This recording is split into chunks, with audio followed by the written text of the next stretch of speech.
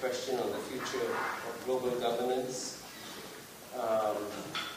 Unfortunately, we have lost one member of the panel. Jim Steinberg, the Dean of the LBJ School of Public Affairs at the University of Texas at Austin, couldn't make it at the last minute. I presume that he's busy campaigning for Barack Obama. So if he succeeds, then when we have our fourth GTPN, you'll have a high-level member of the Obama cabinet coming for this conference. We will remind him that he let us down this year. But we have really a very distinguished panel. I won't say very much about each of them because you have their biodata in the materials given to you when you registered.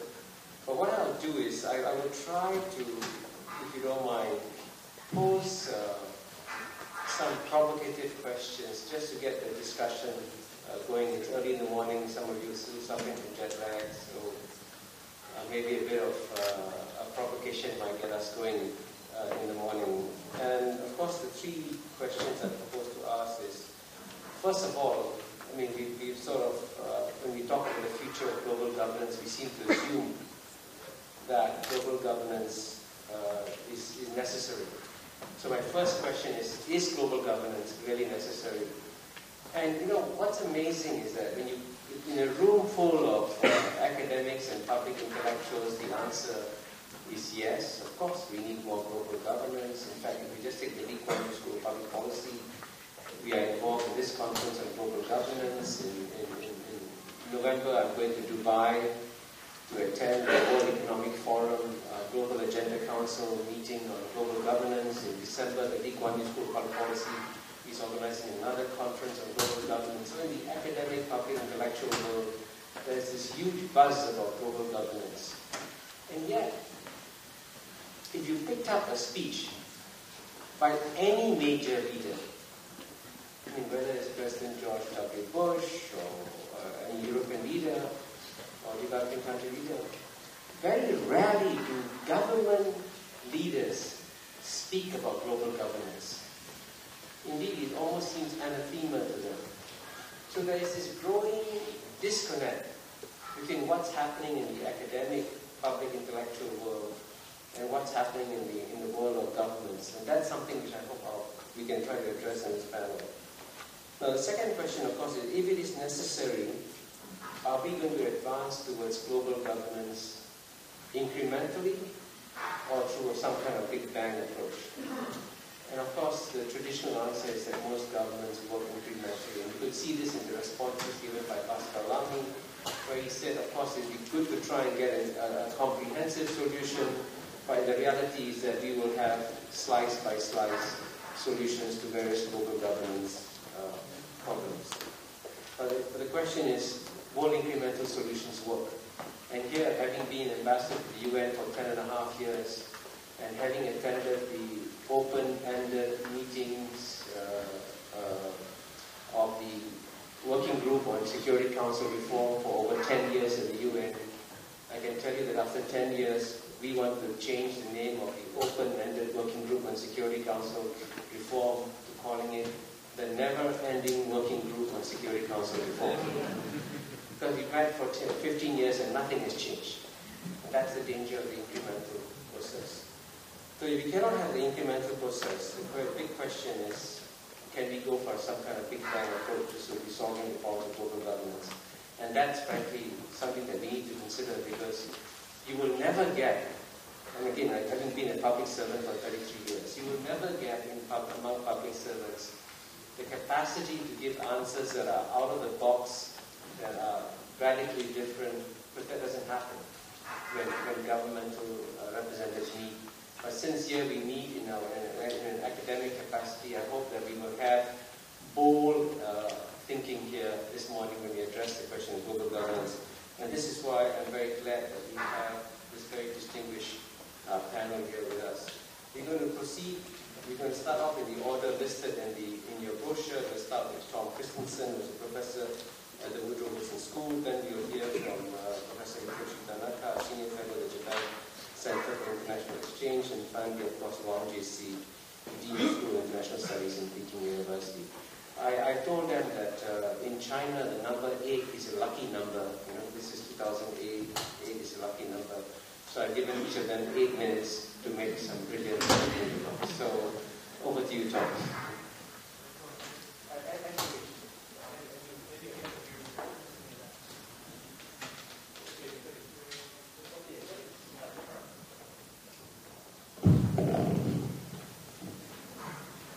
Thank you very much, Kishore. Thanks to Dean Fujin for inviting me here.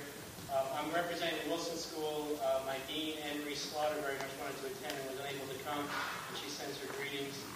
One of the things that's not in my biography, I don't know why it's not in there, is that until very recently I served in the U.S. State Department as Deputy Assistant Secretary of State for East Asian and Pacific Affairs. So I'm obliged to say up front that today my comments are my own. I'm speaking as an academic, not as a government official. My views don't represent the views of the U.S. government or the State Department. I wanted to just touch on a couple of broad global governance issues that I think are important. I chose them just because I thought they were interesting, not because I think it's an exhaustive list, nor do I think that these two issues are the most important. There are lots of important issues, some of them touched on this morning already. I think these are issues to discuss in part because they're not only issues that require international collaboration among governments, but they're also issues that invite collaboration among academic experts on these fields, in various fields that are related to the problems that I'll raise. And I think that's the real contribution that a conference like this can make, is to try to create some kind of integration between government officials and academics, and then encourage better collaboration internationally among the academics and among the governments themselves. The first is development assistance to poorer areas of the planet, and I think we can reach a quick consensus that this is a value in and of itself, to pull people out of poverty and give them good prospects for the future. I think we'd also have a consensus that this is also a major security and stability issue for the planet as well, that to have sustained development has great positive influences on the ability to maintain a stable and secure planet. It's my opinion that there's too little coordination among donor states who are giving assistance to the developing world, and that greater coordination and greater sharing of the experiences of various countries who've given assistance to the developing world could help a lot in learning lessons about mistakes from the past, and there have been many, many mistakes from the past, so that we can do a better job in the future, and everybody will benefit, both the donors and the recipients. I think a lot of countries have a lot of experience at this, and I think that a lot of countries have very different experiences on this field.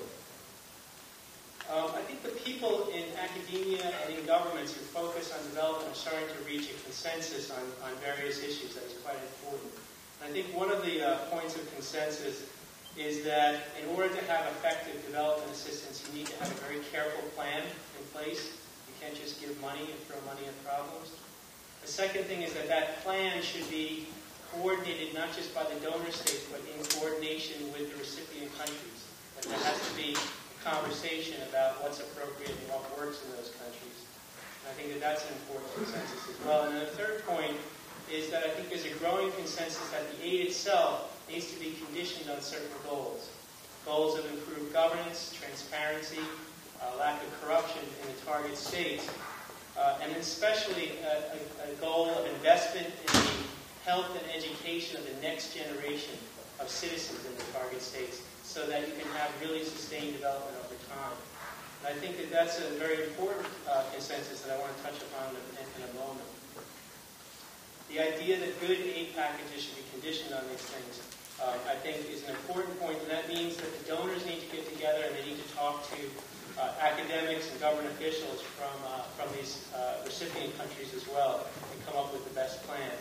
And I know in the United States and the government, when I was there, we were trying hard to coordinate our efforts better with the People's Republic of China, and that was a big effort at the State Department to encourage a development dialogue between the United States and China on best practices, on lessons learned in the past, so that we could share our experiences, and we would hope to better coordinate assistance moving forward between the two countries, because China has a very rich experience in parts of the world and has a lot to share with the United States. And I think if the United States and China were able to coordinate their efforts better, we could get more bang for the buck, or more bang for the renminbi, whichever phrase you prefer, and we could do quite a bit of good together. And there's always a risk, if you're not coordinating your activities, that the activities of various countries will unintentionally undercut each other in the target countries in question, particularly when you have a sophisticated approach with conditionality, etc. So I think it would be better if we had it would be good if we had better collaboration among university experts, various fields. This is particularly important since development assistance will impact climate change and other environmental goals. You had physical scientists, economists, political scientists working on these issues together from various countries, sharing their experiences. And I think that there are some controversies that need to be mentioned here. And it's easier for me to mention these controversies now than it was a few months ago when I was still in the U.S. government. And one of them is that we may not agree on exactly what good governance means. Or we may not agree on exactly what the transparency goals are in assistance, even if we agree that we should be pushing something like that as a goal. And I personally think we can work through this through dialogue. I think there are enough common points of interest between various countries to be that we could find a consensus group of goals that would not be ideologically or otherwise controversial, and we could move forward with that program. And again, I think we have to tie everything we do on this score into environmental goals, because this is going to become increasingly important. The developing world is an increasing contributor to global environmental issues and problems, and I think that obviously we need to coordinate on that. A second group of issues, which I'll mention more briefly, are non-proliferation issues. And here's another place where I think better government-to-government coordination is necessary to prevent weapons of mass destruction from spreading around the world. And I think that it's also a place where lots of different academic experts in lots of different fields can contribute to a better system of preventing weapons of mass destruction from falling into the wrong hands. And on this score, I think we've seen a lot of successes in multilateral cooperation, and we've seen some more challenges and problems in multilateral cooperation in recent years. And I just say as a backdrop that it may seem like this is an obsession of the United States or an obsession of some of the developing countries, but if you think about a weapon of mass destruction going off in any place in the world, any major city in the world, or in any container anywhere in the world, any container anywhere in the world, I think every government around the world and every economy around the world would be heavily impacted almost immediately. And that's because of the kind of interdependence that has been discussed earlier this morning. There's no way that anybody can say, well, we're not really the targets of that. We're all the targets of that. And I think we've seen good multilateral cooperation recently. Someone said, what is global governance and do we need it? I think it's a hard concept to define. But certainly multilateralism is a step in the right direction, I would think, no matter how you define these things. And the six-party talks process in North Korea has been a very positive set of diplomatic initiatives. And the People's Republic of China, our hosts here, were a major leader at the beginning and have been a major leader throughout that process. And that process not only holds out the prospect of a denuclearized Korean peninsula, but it also holds out the prospect of setting up the foundations for a regional security mechanism for Northeast Asia that could carry benefits for the long term. So the success or failure of the six-party talks process is very, very important, not only because Korean nuclear weapons would be a bad outcome for the region and for the world, but also because failure in the talks would carry enormous opportunity costs given the potential benefits that we could see through this kind of security mechanism in an area where there are a lot of historical animosities that need to be worked through, etc. And I think we've done a fairly good job on that, and that can become a point of rallying in the future for future efforts in controlling the spread of weapons of mass destruction. And I'd say one area where I don't think we've done as well as we could, and I'll finish with this, that is the issue of Iran. I think we have the P5+1 in place. That's a good grouping. It has accomplished some things at the UN Security Council resolutions. But I think we can do a much better job of coordinating the international community's efforts on this, because this is a very important issue. And I think that we have to channel our efforts on the most important issues. And it seems to me that we can think about the government has instruction in the following way, that we should be particularly concerned about the weapons falling in the hands of terrorists, obviously. I think we should also pay particular attention to them falling into the hands of unstable states that may have internal collapses in the future. Governments that support destabilizing subnational actors, and governments that threaten their neighbors directly. I think that should be the prime focus at the initial phases. And I would just point out that I think that Iran fits at least two of these three categories, and that's a real concern. So I think we can do a better job on some of these issues. I think we have to bring the expertise, the academic world into this effort, and I'm hopeful, I'm optimistic that we will. And particularly in the development assistance side, I think we will do a good job, because I think there's a very broad consensus among the experts, a growing consensus about what needs to be done. Thanks again for having me, and I'd be happy to answer any questions you might have about these topics or other topics related to my academic work or my recent government. Thanks.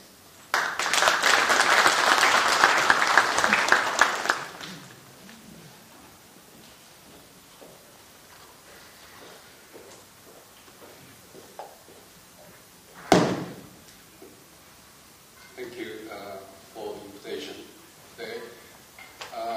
Since I served in the Japanese Foreign Service for 37 years, retired as Deputy Foreign Minister 3 years ago, and I also teach at Tokyo University's Graduate School of Public Policy, I may be uniquely qualified to be included in this important gathering of global policy network. Apart from what I prepared as a statement, I would like to respond to your question, Kishore's question, exactly.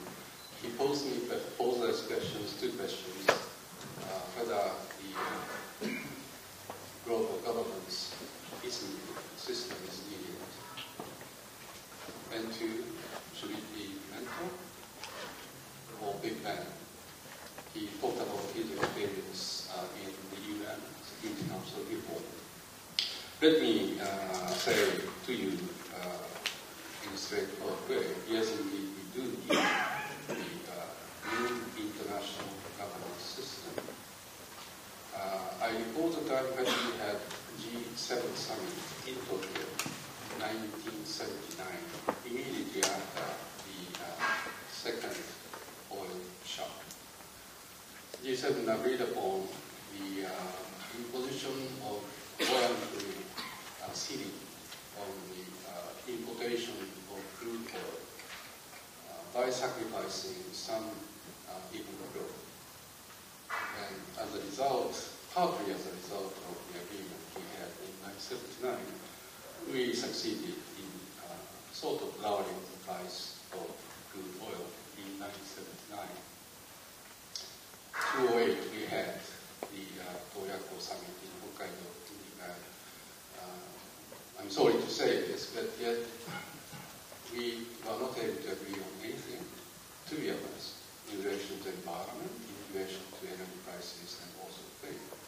And it's very natural, because when we had the G7 summit in 1979, the total GDP of G7 was 65% of the world GDP, which had been reduced to 53% in the year 2008.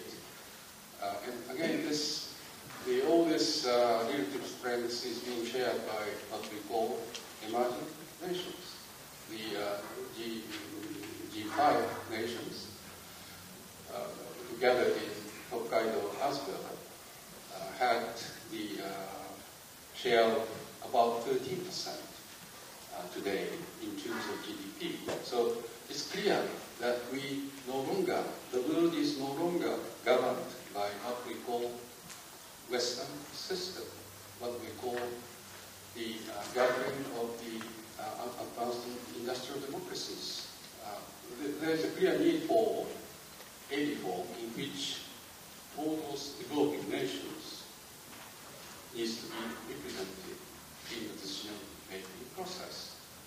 When we talk about financial crisis, when we talk about environmental crisis, the proliferation, the terrorism, all those issues which will create threats to our daily life needs to be resolved by sort of the inclusive multilateral process. It was quite clear in my mind when we had Japan and Germany had a strong growth in the 70s, 80s. Japan and Germany grew based upon what we call Western system. Our security was guaranteed by the strong might of the United States. We stick to the very basic principle of the liberal democracies. And we wanted to play a part as a member of the West. But we had all those newly emerging nations, take China, India, all of them independent nuclear powers. And we have Brazil, Russia. Those countries do not belong to what we call Western system. So we no longer assume that all those nations will stick to what we call Western value system. So there is a clear need for inclusive system in which we can talk about global governance. Now let me move to Kishore's second question. Incremental approach or big bang? I would rather consider that big bang is very limited in order to reform the international governance system, because incremental approach will take a long time. It may be too late for us to create important solutions to various issues like environment, the financial, or the terrorism, whatever they are. So I would another like to consider a big bang approach is needed. But we all know that big bang is not possible because there is no central body to talk about the big bang of the international governance reform. So I would rather call for 4 simultaneous approaches to consider the creation of new international governance system. Clearly, governance system needs to move from a value-based, ideology-based to more functional-oriented, rule-based international system. For that, I would like to go for 4 simultaneous approaches. First, there is a need for reform in the UN Security Council, because what matters, end of the day, is a question of enforcement. If those countries who violate basic rules of international community, there will have to be enforcement actions. Enforcement action, sometimes coercive action, needs to be based upon legitimate decision. It cannot be like-minded approach, as the United States advocated under the Bush administration. It will have to be the legitimate action. Legitimacy comes only from United Nations. But yet, the UN Security Council today is not a representative body of the world. Clearly, there is a much stronger political commitment for the reform in the Security Council. The McCain, the president candidate McCain talks about League of Democracy. Some of Democrats talk about concept of democracies. But those concepts will not address the very basic needs of creation of legitimacy or enforcement. The democracies, it's a good concept. I would like to see democracy, liberal democracy will prevail end of the day. But yet, by creating legal democracy, a concept of democracies, we will probably, most probably, create much more strong confrontation among those who are included and those who are not. So I would like to see a strong political commitment for the UN reform. Point number 1. Point number 2. Still, as I said, we would like to see liberal democracies prevail end of the day. Therefore, those institutions like NATO, like US Japan Security Treaties, needs to be preserved. It is not the concept to impose democracies on someone else, but yet we have uncertainties into the future. There would have to be some type of hedging into the future. That's second point. Third, we would like to see much stronger movement for inclusive multilateralism in relation to environment, in relation to energy efficiency, in relation to ODA. It doesn't make sense for OECD to include just part of the world, not addressing all those 8 donors like China, like Russia to some extent.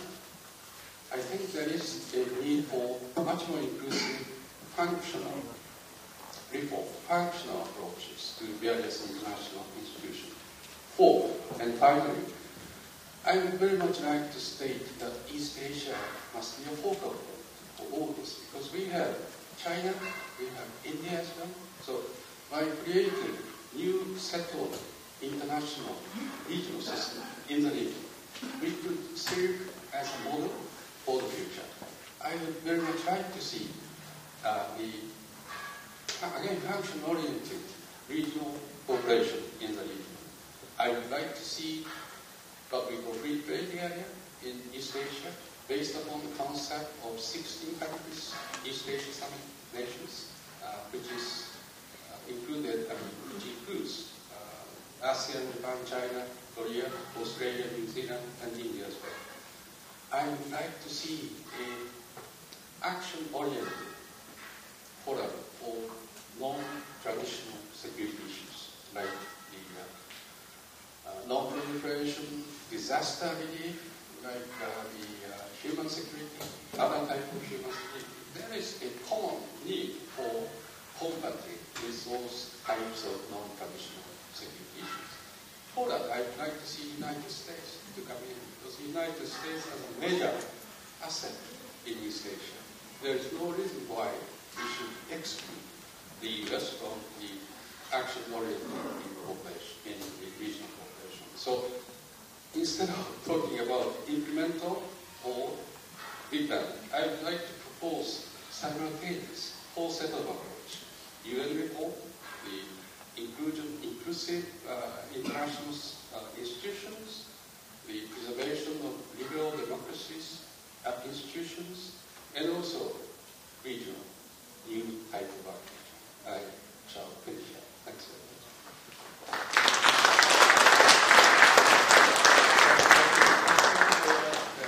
Hitoshi, for answering my questions very directly.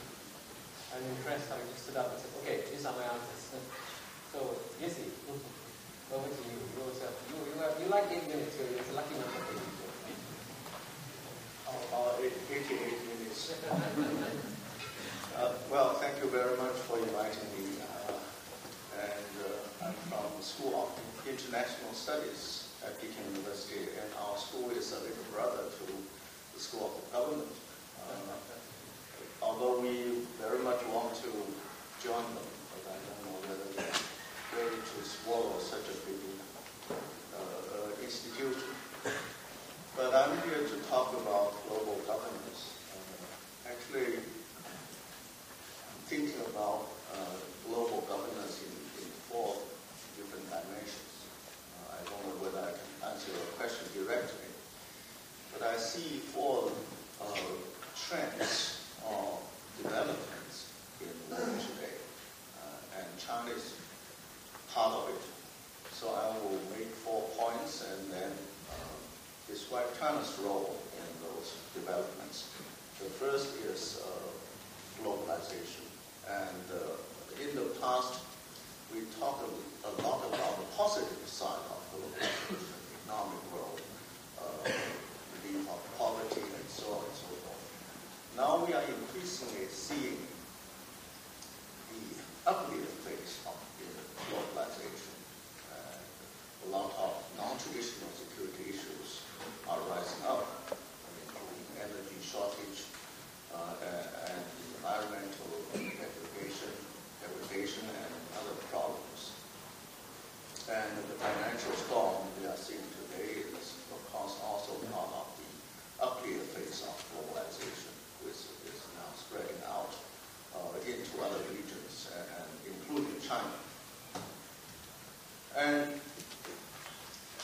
what is China's role in it? I think we have similar problems and we are facing similar challenges. In the description of China's problems, government documents like the 17th Parties Congress document emphasized basically what I describe as 3 or 4 big challenges. First, the shortage of natural resources like energy and clean water, clean air. And the second cause is also related to this, that is environmental problems. And third challenge is imbalances in social and economic developments. The increased gap between rich and poor, between urban areas and rural areas, and between different locations and the provinces, between the interior and the coastal areas. And these are reflections of some new social tensions and contradictions in China, dislocations in China. So I think China's own agenda, and the fourth challenge, if there is, maybe, is the large scale of natural calamities, disasters, like what we have seen this year. And Putin had the description of these big events, the winter storm and the earthquake. I think it's not predictable, but we probably will see some large-scale natural disasters in our overhead as well. So China is facing similar challenges as other countries. And we have to deal with them in coordination and in cooperation with other governments and other countries. And this is my first point. The second trend I'm trying to identify is although there is no longer a big, large scale of ideological disputes or ideological contention, ideology and value, the so-called value, has not disappeared. And we see a resurgence of religion in the world stage, and also a variety of nationalism that is also rising up.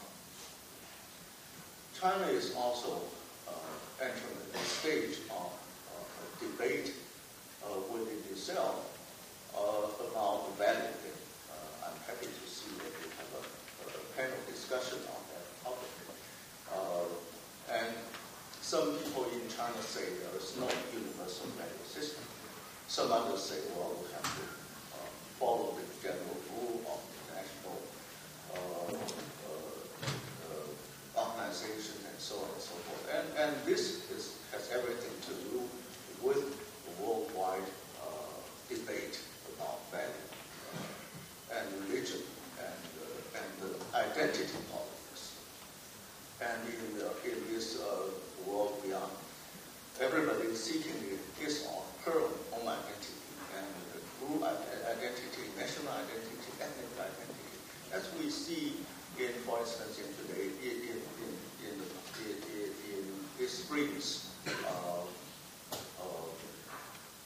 problem with the Olympic torch wheeling around the world, and the Chinese show their own identity, and then some other people, other ethnic groups are talking about their own identity, and this is tremendously important because the United Nations, when it was established, had only 40 plus member states, and now we have almost 192 member states, and the number may be growing.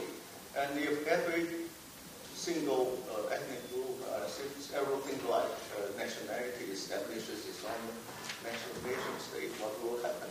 And that is a big challenge to global governance, as we see the problems in Georgia, in Kosovo, and elsewhere. And China's role here is to, first of all, to to unite itself and keep the national identity, whereas in some other identities, their new places. And also trying to serve as a bridge between different civilizations, whereas keeping its own identity as a big civilization. And the third trend I want to describe is the powers transition. And I think Kishore, Mahbubani, and others have described this more vividly in their books, in their publication, in their speeches. I simply want to add that this has also everything to do with China's rise. And we are talking about the transition from the west to the east, and Asia's rise, and so on and so forth. And China has attracted a lot of attention. And what China does, and what China wants to do, is to present China as a peaceful force, as a peaceful country. We are entering into a goal of peaceful development. But these words cannot convince all the people, and we have to be accustomed to being criticized, being questioned. So what is more important is what China and other developing countries, rising countries, doing, not what they are saying about this power transition. And we should not also show off very hasty conclusions as to what will happen in global politics, rise and fall of great powers. And what we must do is to avoid the so-called tragedy of global great powers. And some people say China's rise must be disturbing to the existing international order. China must have some major conflict with the United States sooner or later. But I think people like Christensen are against this kind of conclusion. What we want to do is to convince other people, and then to do our bit in providing more harmony in this power transition. Finally, but not the least, is the deficit of institutionalization of world politics. We are talking about a lot of new things, but and mechanisms and rules.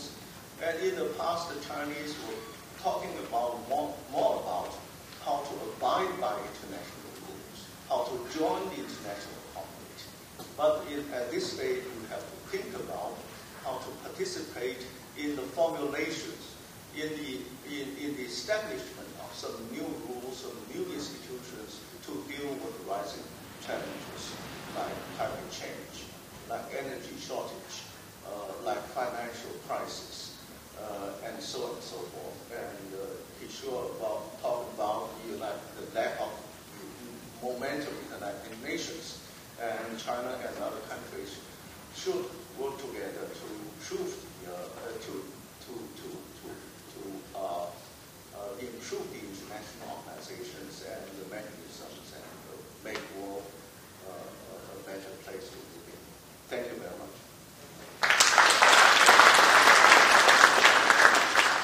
We are very fortunate to have begun with 3 excellent presentations. Can I invite the panelists to put on your mic? Please get me a mic as well. Okay, good. Just push it on the on button. I'm going to begin by asking the panelists 1 or 2 questions, and then hopefully you will come ready with some questions too. I believe that the microphones are very good. Can I begin by asking the 3 of you a very simple, basic question, which is that assuming that instead of having 3 representatives who observe both your government and here in some ways, if the Prime Minister of Japan was here, if the President of the United States was here, the President of China was here, and he was asked a very simple question: do you believe in global governance? What would the answers be of the Prime Minister and the President? Why don't I ask you start off with Tanaka, being in both government? What would the Prime Minister do? Well, you say that really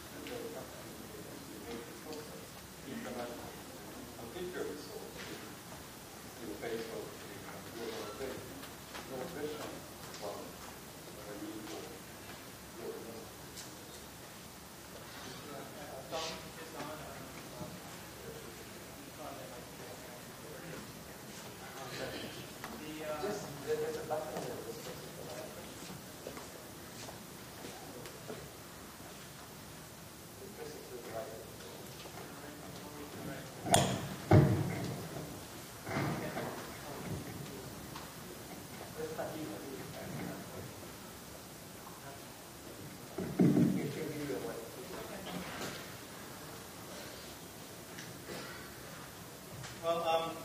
it's a tough question to answer. One of the things they teach in the government is never speak to the president. And even outside the government, I wouldn't speak to the president. But maybe I can answer in the following way, that having served in the administration, I'm often sometimes taken aback by comments about the administration's approach to international politics, including this morning. The idea, for example, that the United States only deals with other democracies, I think is not consistent with my experience. The six-party talks, which was partially founded by the United States and partially founded by the People's Republic of China, obviously involves democracies and non-democracies alike. It's a multilateral setting. I think it's very creative and very successful in the diplomatic part. It won't be successful until we actually shut down the North Korean nuclear program once and for all. But I think the process has been very fruitful. It's been multilateral and has not only involved democracies. In addition, serving as the Deputy Assistant Secretary on China, I had to get up to speed on a vast majority of issues around the world because it's one of the little-known facts about the Bush administration. And someone could do the statistical analysis of this, that the Bush administration went to the UN Security Council more often on more important issues than any administration ever. It seemed to be the first instinct and the last instinct. Now, I know the famous Iraq War instance was considered to be pulling in the other direction. But on Lebanon, on Sudan, on Burma, on Zimbabwe, on a whole range of issues, Iran, North Korea, the UN Security Council seemed to be the first venue of choice, which meant that all the other people in the government would have to contact me and ask me what China was going to do on any particular issue. So I don't think there was an aversion to this kind of international organization that involves democracies and non-democracies. And I would just second Tanaka-san's point that this is a very important thing to work through, is the ability of governments with different ideologies to solve this kind of problem. Because we're not going to be able to tackle many of the problems unless that happens. And whether you have a meeting of democracies that talk about common values is one thing, but you can't structure all of the multilateral cooperation on that basis. Otherwise, we exclude too many important players, and you can't solve the problem to be practical. My sense is we have that. Just a quick follow-up. I know the words multilateralism and multilateral cooperation were used very often in the discussions, but were the two words global governance ever used ever in a term? Global governance in terms. I'll tell you honestly that I'm not sure what it means myself as an academic. I have a lot of intellectual and other deficits, but I'm not sure exactly what it means in practice. I think of multilateral cooperation that can form into the kind of multilateral security mechanism, like the six-party talks morphing into a Northeast Asia peace and security mechanism. I think of that as part and parcel of the idea behind global governance. And I don't think there's a consensus position around the world of exactly what it means. I think it means non-governmental groups and governments working together to solve problems. I think it means cooperation among academics from different countries and cooperation among states in different countries. I think all of that's in there, but I'm not sure exactly what it means. And I can't recall ever having a meeting saying, well, this isn't the way to go. We need global governance. And you say no. Good. I'm very glad that you attended the mission. Unlike the three of us here, I've never served in the government, so I'm not in a position to answer the question. But I think, first of all, what is global governance? The question will be asked by the Chinese. And China certainly is not welcoming global government. And I think the Chinese understanding of world affairs is politics and economics among nation states or national governments, and some other concepts like civil society, global governance, NGOs, and their roles are not very familiar among the Chinese high-ranking officials. And certainly there are some reservations about the role of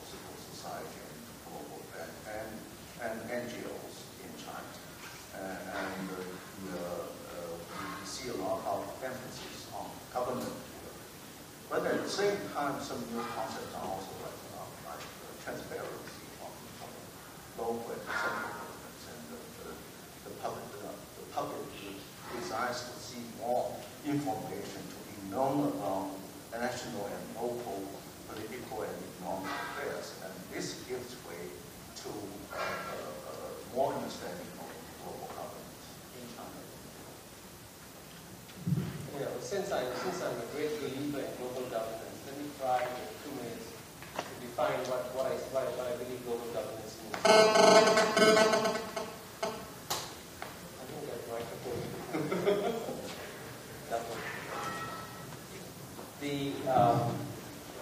I say that, as a result of globalization, as a result of shrinking of the world has changed fundamentally. Before, when you lived in different countries, you lived in different boats, and all you had to do was have common rules of the seas to ensure that boats didn't collide in the sea. That's what international rules were all about before the era of globalization.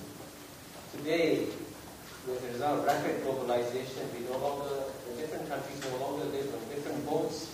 We all live on the same boat. We are all cabins on the same boat. But we are all cabins on a boat called Spaceship Earth, but with no captain or crew to take care of the boat as a whole. And that's why basically you're having problems like, number one, you're having a financial crisis where the whole world gets affected, and guess what? Nobody comes together, nobody gets the whole world together to say, how do we solve this financial crisis? When you have a SARS epidemic that breaks out in a village in China, goes to Hong Kong, and from China goes simultaneously to Singapore and Toronto, 2 cities on opposite sides of the world. You try to get national responses to epidemics, and you can't find a national response to epidemics because there has to be a global response to epidemics. And then if you look at global warming, which is the the biggest challenge in the world, just imagine any individual country trying to solve the problem of global warming on its own, and it's impossible. It cannot be done. Global warming has to be solved by everybody in the world coming together to find a solution. And a response to global warming basically requires some degree of global governance. And here I'm very glad that Jisi mentioned the word global government. Because global government will not happen. It's impossible. It is unrealistic. But global governance, where you get coordination among governments on how to solve the global problem, that I think is an idea to find this stuff. And that's why I think in the academic world, in many ways, frankly, is far ahead of government in the thinking of what global governance is all about. But I have a real response here. I have a question for you. Supposing I were not an academic and I am just a public citizen in China, how do you explain the difference between international cooperation and global governance? And we are more accustomed to talking about international cooperation. Why this new and the novel alien concept of global governance? That's a very, very good point. And the problem is that the mechanisms for international cooperation, which, as you know, if you look at all of them and how they are functioning today, you look at the Doha round, you've been discussing it for years and years, and guess what? Nothing happens. You look at the international cooperation, the Kyoto Protocol, the discussions going on, guess what? Nothing happens. And so the processes of international cooperation, which were designed for a different time and era, and I say this as someone who's lived in the UN for 10 years, and I understand how slowly the UN works. If you ask the United Nations in its present form to try and solve many global problems, nothing's going to happen. And what's going to happen is that the global problems will rise in the intensity. You've seen this in the last few weeks already, and governments continue to go back to processes that woke up in 1945. The world of 1945 is long gone. We should prepare for the world of 2045. And that's why you need global governance. Why don't you talk? And then Dr. Tanaka. I'm trying to be as provocative as I can be. I want to continue with the interview of Kishore and Mahbubani here. So I'll ask you a question too. I mean, it gets down to, I agree with everything you said. We need to have new organizations in place to tackle new problems. We have global problems. I don't think anybody disagrees we have global problems. But it's not really clear to me why we can't have reform international institutions and have a very active non-governmental grouping that can contribute to the policies of various states. I guess the question is, how would you know global governance when you saw it? Not the problems again, but the actual functioning solutions to problems that's different from, in its fundamental nature, from a UN, from a WTO, from a new grouping on climate change. We have the major economy effort in the United States and other efforts around the world. So I guess I agree with you about the problems. I'm sincerely curious about what you see in global governance. So let me briefly answer your question before you pass the mic to Hitoshi. You know, when I served as ambassador to the UN, one point I used to make is that we all come to the United Nations, and the only mandate we have as ambassadors to the UN is to defend our national interests, to take care of the cabin of the boat. None of us, frankly, as ambassadors to the UN, ever said, hey, we got the planet as a whole to worry about. There are some global problems that have to be solved with a global approach and with a global mindset. And so I would recognize global governance when you have representatives coming to whatever international gathering and says, my primary mission here is not to take care of my national interests. My primary mission here is to take care of the global interests. And if I'm going to find a solution to global problems, global warming, we have to come together, all of us, and not worry about our immediate national interests. And that's the difference between global governance and current international cooperation. But, Hitoshi. Yeah, I don't disagree to you, sure, but yet I think we need to define a little bit more in detail about global governance.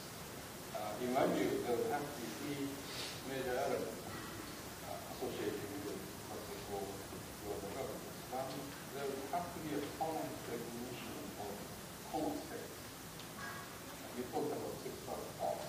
Why it is a part of global governance. So there is a common state here, and there's only one state.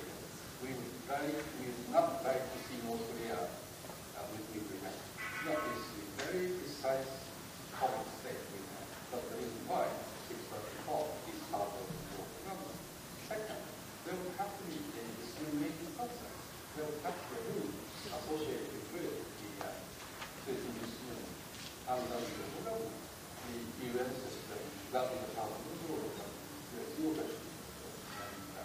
And I did not know we had multiple different systems. There would have to be some form of legislation in order for us to be able to share the common state. The third, there would have to be the concept of responsibility sharing.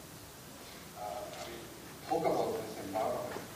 We need an inclusive system in which all countries need to join, because there's no point of talking about CO2, some join in the system and some not. There would have to be a clear concept of responsibility.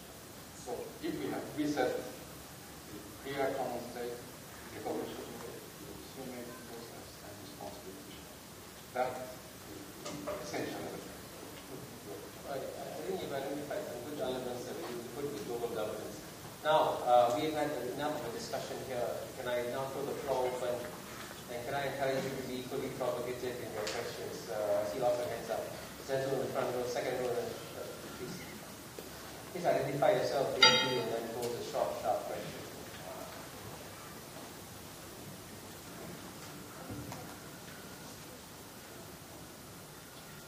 Hi, I'm Peter Cheung from the University of Hong Kong. I would like to make two comments.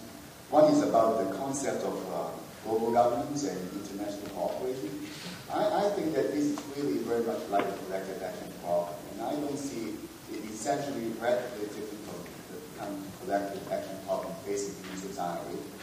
However, a lot of the examples that we discussed comes from a domestic, local issue, including SARS, including things of Neil, or even the U.S. financial crisis started with some kind of problems.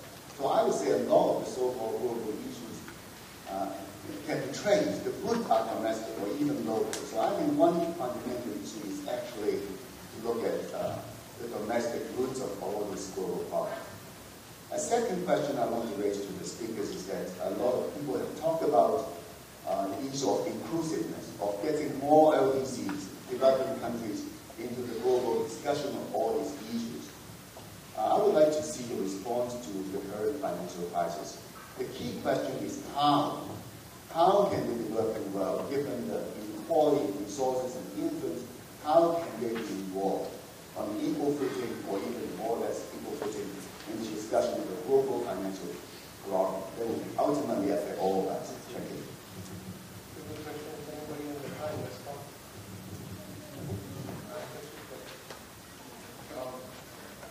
I think there has been a growing recognition that whatever the specific issues do in domestic affairs, we need to be national conversion and local governance. And we talked about SIRS and legitimacy and that sort of thing. We will be affected by the environment.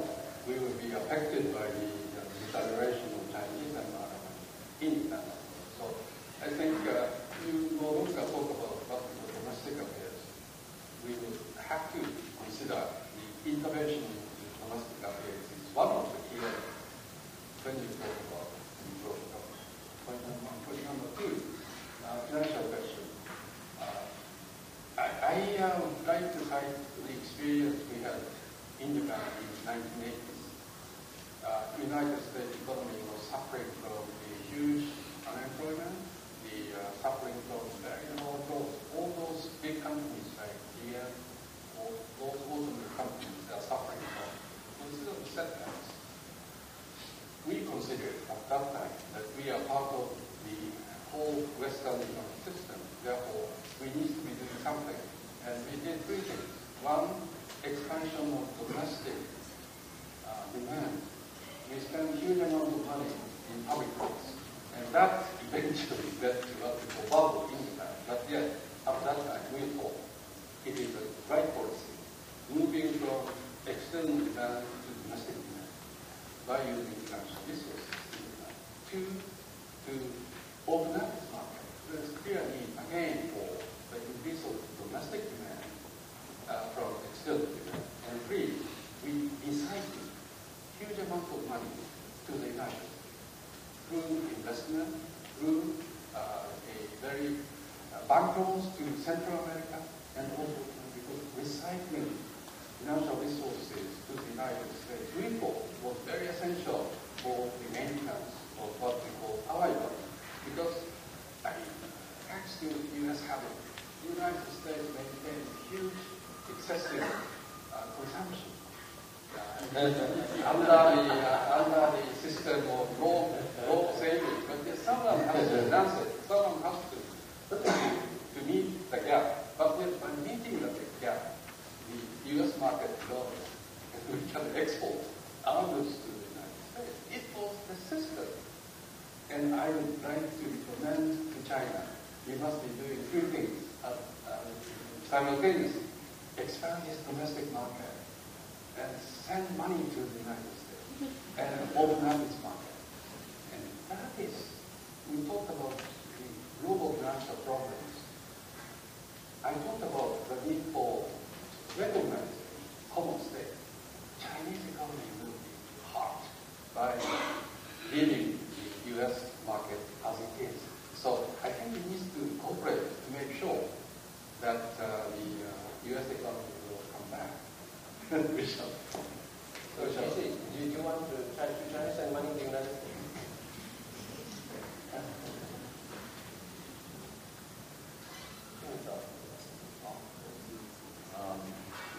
I think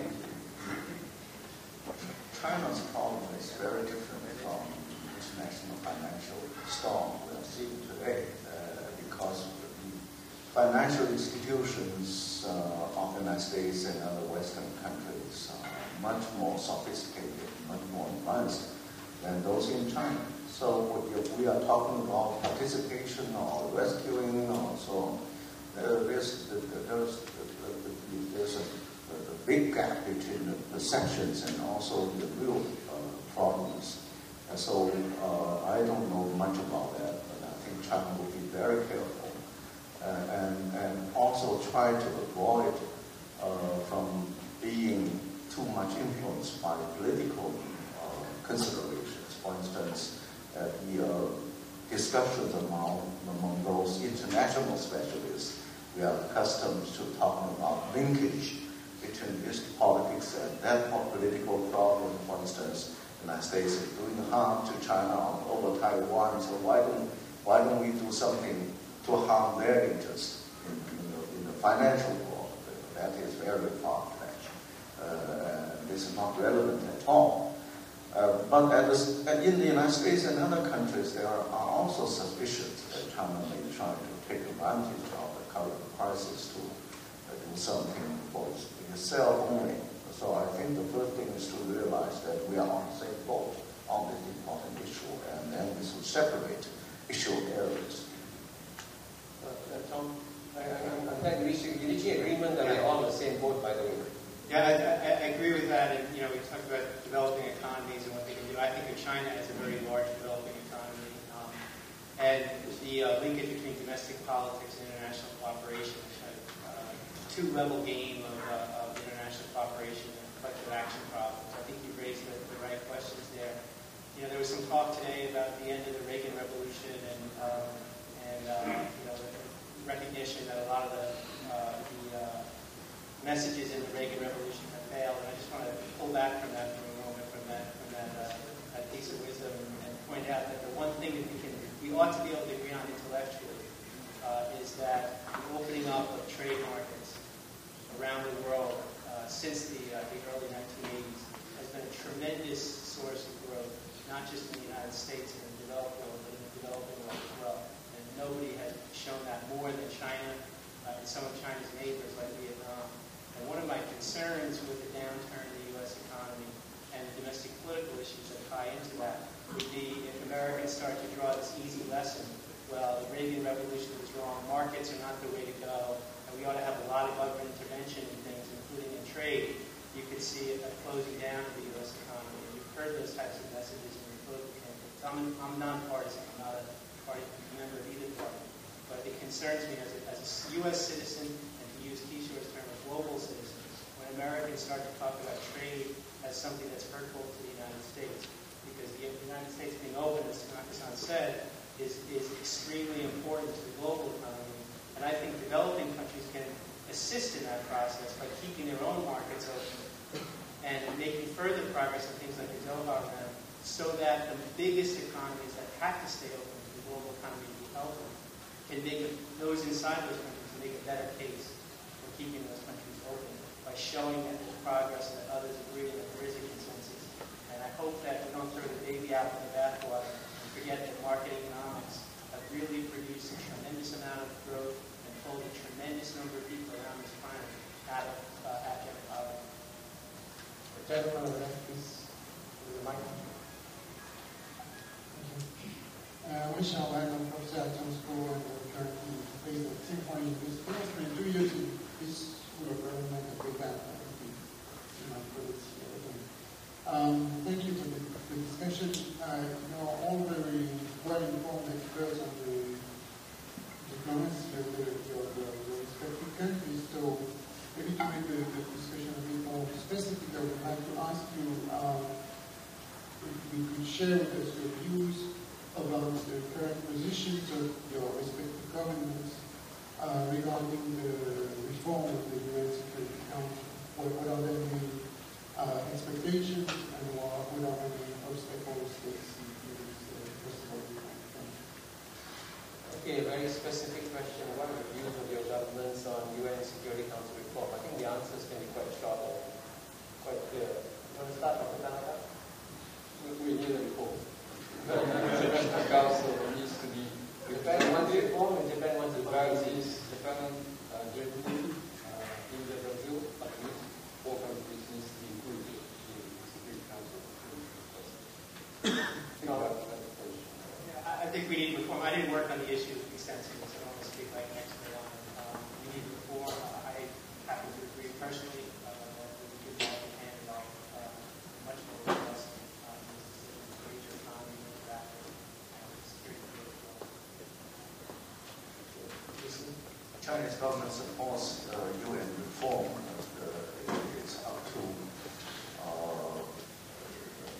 specific arrangements. For instance, China supports more representation from the developing world without saying which developing countries should be invited to the Security Council as a permanent member. For instance, India, other countries, China has refrained from talking about many specific things at this moment, and that will take a long time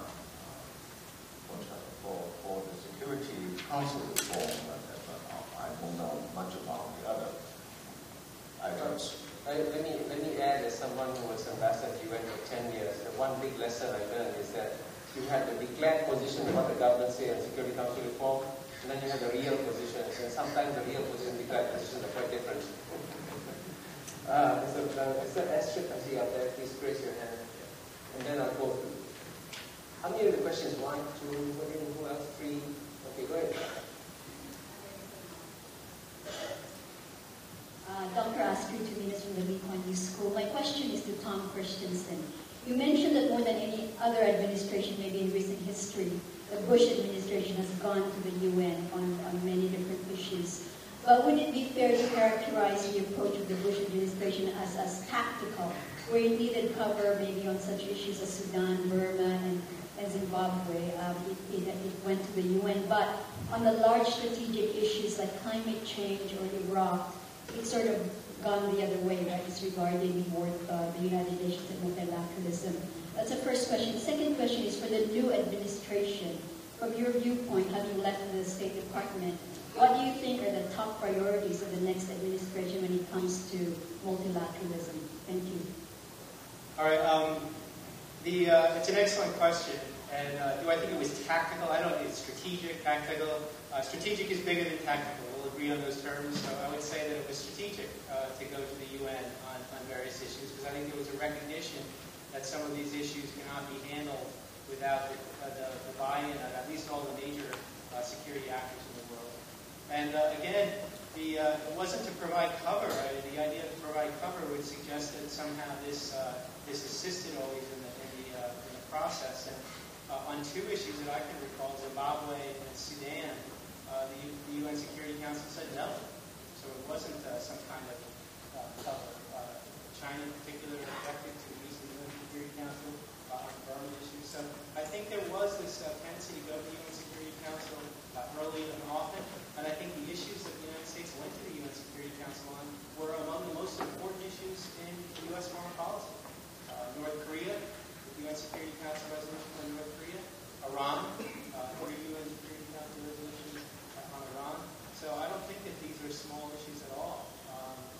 And in terms of global climate change, there was a very big multilateral push in the Bush administration. There's a lot of focus on Kyoto. And I'll just say again, as a nonpartisan American citizen, it doesn't matter what any administration's position on Kyoto would have been in this decade. There's no way the Senate would have passed any kind of link up to the Kyoto Protocol. It wouldn't have gone through. There's really no chance. So I think that's an issue that's been blown out of proportion. And I don't want to get into the Iraq war because we'll have a long discussion and it's very complicated. They did go to the UN. They went to the UN twice. And some people in the administration probably thought they shouldn't. So it's, but I think the Iraq instance set a position in people's minds about the way the administration interacted with the UN that was not accurate.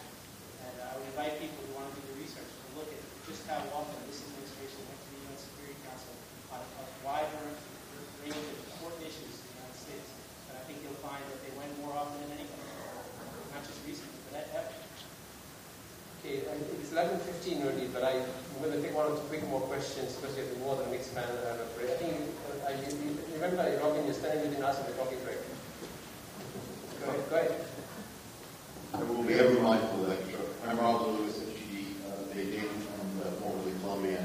And my question is refocusing on, hopefully may lead to other fruitful discussions in the rest of the day.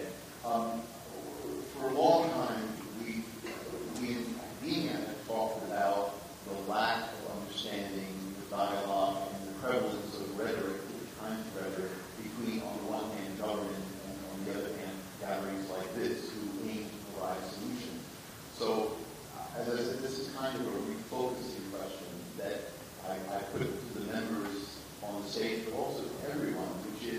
that it seems to me that there's a challenge to get beyond the rhetoric that, on the one hand, academics use, and on the other hand, certainly the governments use. And that is to talk very specifically about forging structures, either out of existing ones or creating new structures that bring together the three principal players in these global issues. And at the heart of it still, to the regret of some, but to the surprise of none, is the nation state. And we've seen that very forcefully during some of the answers to the panel. But to create a dialogue and demand solutions, and at the same time responsibility from nation state, private sector, who is hardly been mentioned here today, particularly multinational corporations, play a moving role in the current crisis, and then on the third hand, the third sector, civil society, and the NGO sector. How do you forge fora to create new solutions that pull on all three of those to play equal roles? That, I think, is one way to think of getting beyond the dialogue and the depth that has often come between a group like this and government. Why don't I just take all the questions and then I'll give the panelists one last round to respond to this. Gentleman up there, back behind me. Yes, can you pass the mic, please, excuse me? At the back there, the mic. Gentleman at the back. And then I'll come to the lady over here. Thank you. My question is, we are talking about global governance, but we are in the context of power transition to talk about this issue. So, Asia, including China and India, is rising very quickly. Why the United States choose to cooperate with these challenges, but not to contain them? If this is true, I mean, it is still rough and tumble world. This world has not changed fundamentally. If this is true, these considerations of high politics may prevent many kinds of global governance. It is impossible to make any progress but retreat in some degree in the near future. Can you just identify yourself? I'm sorry. I'm PhD candidate in School of Government in Peking University. Thank you. The lady over here, please. This may be the last question. I'm sorry, because we're running out of time. Thank you. If I may go back to the earlier question and remark of Kishore. My name is Jisi. I'm a graduate of the Hitoshi School of Public Policy and currently work at the Academy of Public Administration under the Princeton of the Public Council. You said that we are all in the same boat, we have no captain. And my question is very simple and straightforward. But how are we going to choose the captain of the boat? And who it will be, as the gentleman mentioned, whether it will be a nation state or a corporate world or NGOs, and how the selection process will go. Thanks. Thank you. Now maybe I can turn to the panel. This is the last round. Should I start again with you, Hitoshi? Yes, I see the first question. I think there is a need for discussion in concrete terms and use lots of rhetorics. In order for us to be able to do it, I think we need to pick up much smaller scope, meaning that when we talk about global governance, let us talk about, for instance, East Asia, and let us talk about specific functions, whether it is trade or investment or non-traditional securities. I do think that there is a need for common recognition about specific functions to be enhanced. And for that, all those stakeholders needs to come around and talk about precise ways for us to be able to deal with more questions. Epidemics, disaster relief. In China, we should have had much more sophisticated mechanism in which organization could send helping hands in a very short period of time. So I think in order for us to be able to talk about the precise global governance, we need to talk about specific functions and specific areas. And East Asia is, I think, the focal point for the global governance.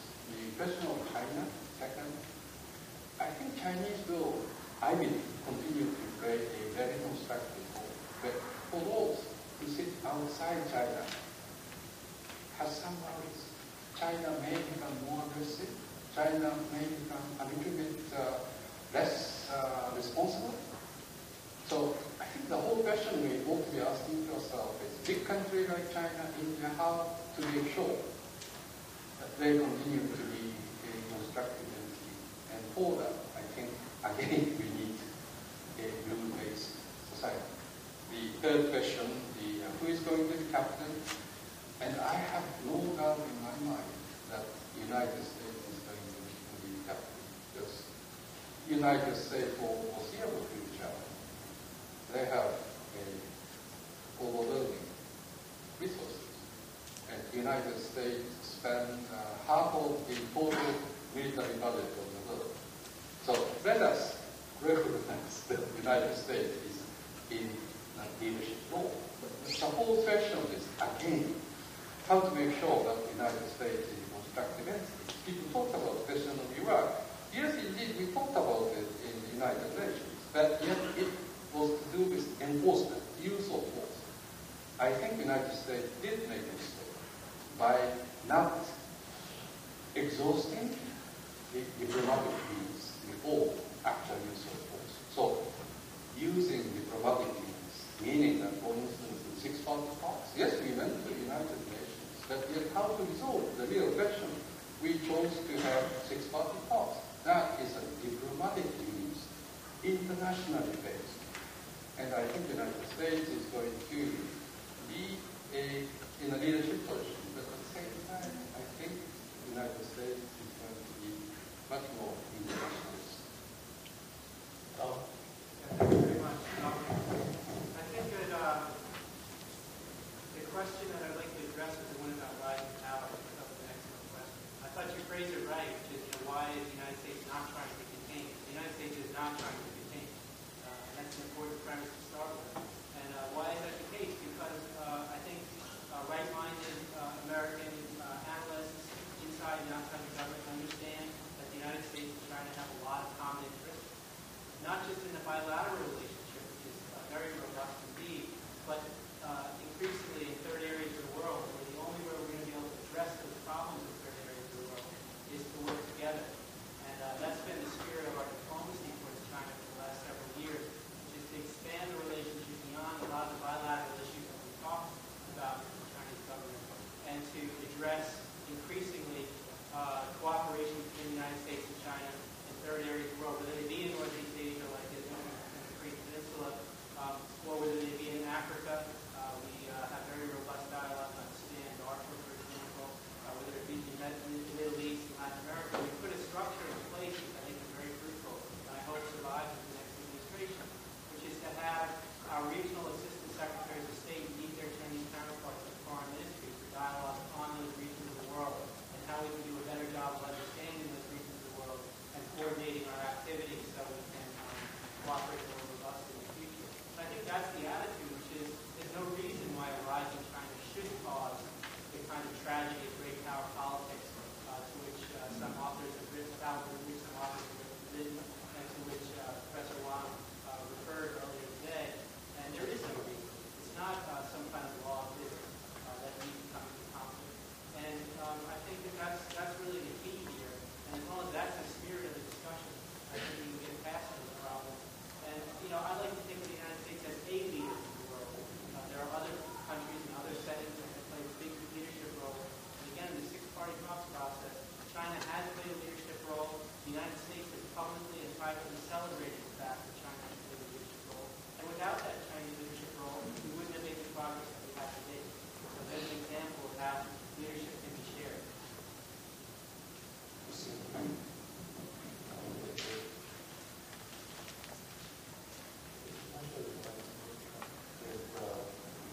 The Chinese, in Chinese culture, leadership role is not shared.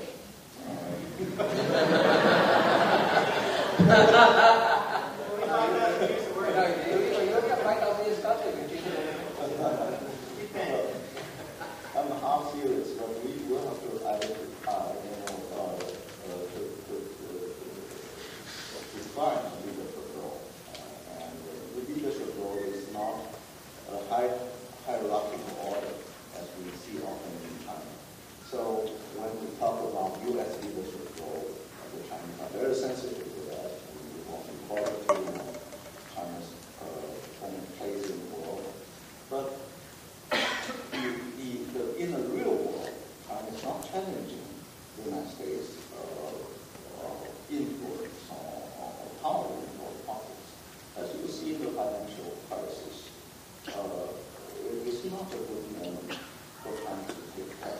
Saying the United States is declining, the economy is in a big crisis, so we can take advantage of that. Instead, I think we are on the same course. And the Chinese government realizes that this is a world that is more linked to each other, and we have to be very prudent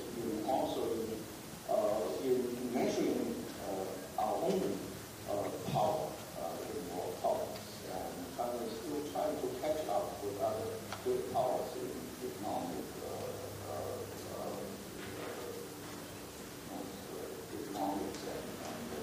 and also I think China is in favor of democracy as well. So when we talk about democratic league or something that sort of a new administration wanting to try to promote, I'm not too much worried because we are also in favor of democracy, but that kind of democratic league or association would not solve a lot of problems when we talk about energy, when we talk about climate change, and that does not appear to be very relevant. What is relevant is that China is changing, and China is changing basically in the right direction, in favor of more public participation in government affairs and more interaction between government and civil society. Thank you. I think you will all agree that we've had a very, very good start with the morning's discussions. I think many useful points have emerged, which I hope we will develop in the course of the day. But let me just mention 2 points that are worth noting about this session. First, of course, is that I'm glad we brought out the clear lack of agreement on what is global governance.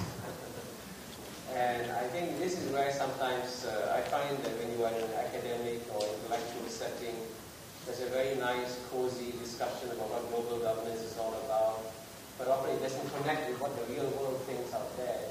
And this disconnect between the academic discourse on global governance and what the real governments think about global governance is something that I think that we need to address. The second theme that, of course, came out that was very useful, which is related, is that, we talked about all the problems of the world, like global warming, SARS, and all, which are driving us towards, in a sense, in greater international cooperation, greater global governance. But I'm also glad that in the discussion we got hints of it, which is that geopolitics, which has been around for 3,000 years, hasn't died. And geopolitics is also coming into the picture. And one reason, for example, why you will not have UN Security Council reform anytime soon is because of geopolitics. It's a zero-sum game among the players who say, if he gets in, I lose, or she gets in, I lose.